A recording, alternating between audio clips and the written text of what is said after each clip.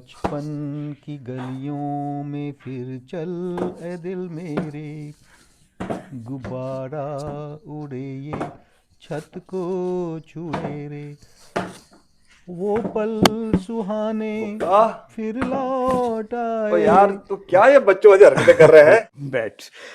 अरे यार, आज बचपन याद आ गया था बस।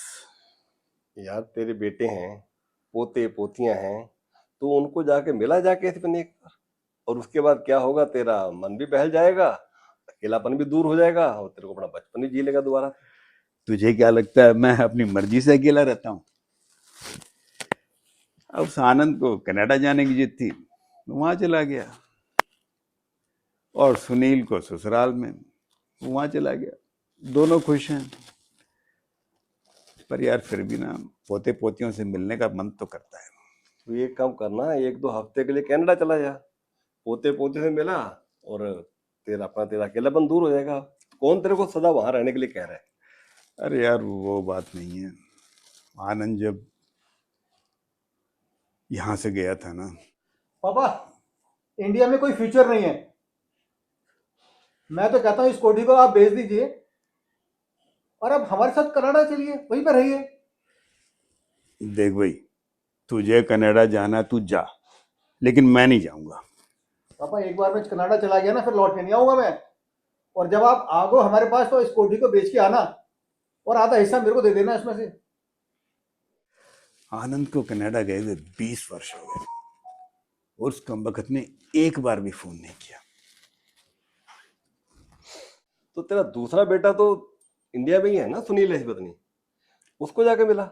सुनील वो सारा जोरुआ गुलाम है, अपने ससुराल में चला गया। उसके ससुर के यहाँ कोई बेटा नहीं था, उसे दामाद के साथ साथ बेटा और मिल गया। तो उसको तो मिल के आ सकता जाके, बच्चों को भी मिला जाके। अरे उसको कैसे मिले? वो भी जब गया था ना तो उसने कहा था, पापा, आप भी हमारे साथ रह लो। आप अकेले यहाँ कैसे रहोगे? अबे तू पागल हो गया है क्या? तेरी ससुराल में आके रहूंगा? नहीं नहीं, मैं तुम्हारे यहाँ बिल्कुल आके नहीं रहूंगा। नहीं, आप है ना, इस कोठी को बेच के वहाँ पे हमारे बगल में कोठी ले लो। ताकि मैं आपकी देखभाल कर सकूं। मुझे पता है तेरी नजर मेरी कोठी पर है। अरे पापा, मैं तो आपकी भलाई के लिए पूछ रहा था। भलाई के लिए पूछ रहा था? दोनों बच्चों को जायदाद में हिस्सा चाहिए और कुछ नहीं। और दोनों गधे ना फोन करते हैं ना कुछ और करते हैं। और इसी गम में मेरी पत्नी भी चली गई। उसके मरने पे भी वो लोग आए नहीं, समझते हो? क्या उम्मीद करें? सबको जायदाद में हिस्सा चाहिए, लेकिन जिम्मेदारी उठाने को कोई तैयार नहीं है। देख यार कुत्ता, तेरे जाने के बाद वैसे ही उन दोनों को उनका हक मिली जाने की बात नहीं। अरे यार वो बात नहीं है, जायदाद तो उन्हें दे दूं, लेकिन फिर प्रभात का क्या करेंगे? प्रभात कौन है? प्रभात ना मेरा तीसरा बेटा है। वो थोड़ा दिमाग से कमजोर है, अपनी बुआ के साथ रहता है। अब बुआ की भी उम्र हो गई है, कब तक रखेगी उसे? अरे जायदाद तो ले लो, पर प्रभात की जिम्मेदारी भी तो लो। वो कैसे जिएगा? कितने दिन जिएगा? मैंने कितना जीना है, बुआ ने कितना जीना है? अरे कोई जिम्मेदारी तो लो। क्या बताऊं यार। चल ऐसा कर यार, तू फिक्र ना कर, सब ठीक हो जाएगा। पापा, पापा, पापा, पापा, पापा, पापा, पापा।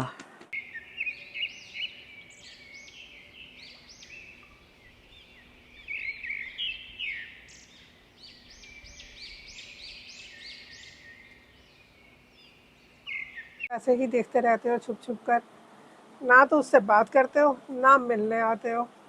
नहीं नहीं नहीं, मेरे में हिम्मत नहीं है। मैं अंदर से पूरी तरह से खोखला हो चुका हूँ। अरे एकदम मैं भावुक हो जाता हूँ, उसके साथ बात करता हूँ। अरे मैं भी बूढ़ी हो गई हूँ, मैं कब तक देखभाल करूँगी। ऐसा करो, एक नौकरानी रख लो। हाँ ये ठीक है, एक नौकरानी रख लेते हैं। तुम भी कब तक ख्याल रखोगे? लेकिन कोई ऐसा आदमी तो होना चाहिए ना, कोई अपना होना चाहिए जो कि प्रभात का ख्याल रख सके। ये दोनों बच्चे तो एकदम निकम्मे हैं, कोई भी प्रभात की जिम्मेदारी लेने को बिल्कुल भी तैयार नहीं है। का क्या होगा? अब बुआ भी उसका कब तक ख्याल कर पाएगी? उसकी भी बहुत उम्र हो चुकी है,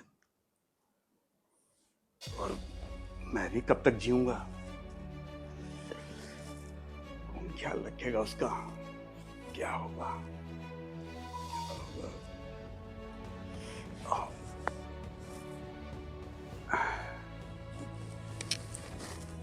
अरे अरे अरे अरे,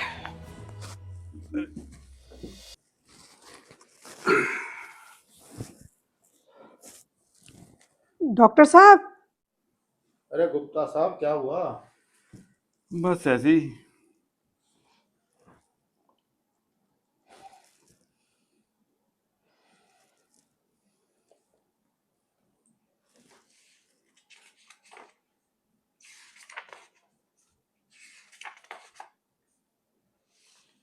गुप्ता साहब, ये माइनर अटैक था। अच्छा। बाकी रिपोर्टें आपकी ठीक है।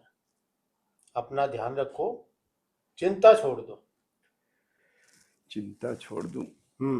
अरे चिंता कैसे छोड़ूं? छोड़ दूं चिंता? ठीक है, छोड़ दी चिंता। ठीक है, मैं चलता हूँ। तुमने कह तो दिया कि चिंता छोड़ दोगे, कैसे छोड़ोगे? ऐसा करो, उन दोनों दोनों गधों को बुलाओ, आनंद और सुनील को फोन करो। मैं नहीं कर सकता, क्योंकि मेरे में हिम्मत नहीं है उनसे बात करने की, जिस तरह से वो मेरे से लड़ झगड़ कर गए थे। चलो मैं बुला लेती हूँ। हम्म। हेलो सुनील। हेलो आनंद, जल्दी आ जाओ। पापा पापा पापा ओए ओए ओए, अरे इसको तो चोट लग गई। प्रभात! एक सेकंड जरा, मैं इसको ना हॉस्पिटल लेकर जाता हूँ, शायद ज्यादा चोट लग गई है।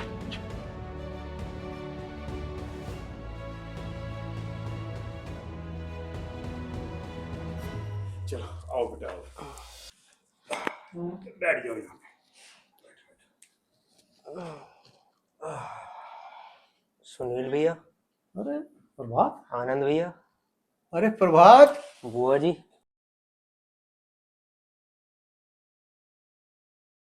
ये तो कुछ बोलता नहीं था। पापा जी मैं ठीक हो गया हूँ पापा जी। ठीक हो गया? अरे आ यार आ। चलो भैया, प्रभात भी ठीक हो गया। ये तो बहुत अच्छा हुआ। अच्छा, देख आनंद, तू काफी जिद करके जो है कनाडा गया था, और आज पहली बार आया। 20 साल हो गए। सुनील भी चला गया, और तुम्हारी माँ जो है तुम दोनों के गम में वो मर गई। जाते जाते तुम्हें याद कर रही थी। तुम में से कोई भी नहीं आया, लेकिन फिर भी माफ कर गई तुम दोनों को। मुझसे भी कहती थी कि माफ कर दो, लेकिन मैं तुम्हें माफ नहीं कर पाऊंगा। देखो, मैंने जायदाद का हिस्सा कर दिया है, तुम्हारे लिए भी और तुम्हारे लिए भी। अपने लिए कुछ नहीं रखा है। हाँ, थोड़ा हिस्सा जरूर मैंने प्रभात के लिए रखा है, ताकि वो अपना जीवन निर्वाह कर सके। अब आपको मेरे से कोई शिकायत नहीं होनी चाहिए। पापा, मुझे कोई हिस्सा नहीं चाहिए जायदाद में। दरअसल मैं प्रभात की बीमारी से डर गया था। मैं बहुत सोचने पे मजबूर हो गया था कि मैं कैसे संभालूंगा इस बच्चे को। आज प्रभात ठीक हो गया है। ये आपकी जायदाद की और अपनी देखभाल खुद कर सकता है। पापा मुझे भी हिस्सा नहीं चाहिए आपकी जायदाद।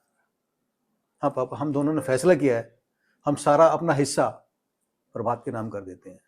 प्रभात आपका अच्छी तरह से देखभाल कर सकता है। प्रभात करेगा ना देखभाल? हाँ पापा, मैं आपकी देखभाल करूंगा। और मेरी देखभाल कौन करेगा? बुआ जी, आपकी भी देखभाल करूंगा। आज मेरे बच्चे बड़े हो गए, सच में बड़े हो गए। मैं आज ना बहुत खुश हूं। प्रभात भी ठीक हो गया, दोनों बच्चे भी बड़े हो गए। प्रभात सबका ख्याल रखेगा। मैं चिंता मुक्त हो गया, मेरी सारी चिंताएं दूर हो गई। सच में मेरे को कोई चिंता नहीं। बंटवारे पापा! की पापा! आंधी ने पापा क्या हुआ? चैन पापा! था मेरा खोया, पापा! आज मिली है फुर्सत तो गहरी नींद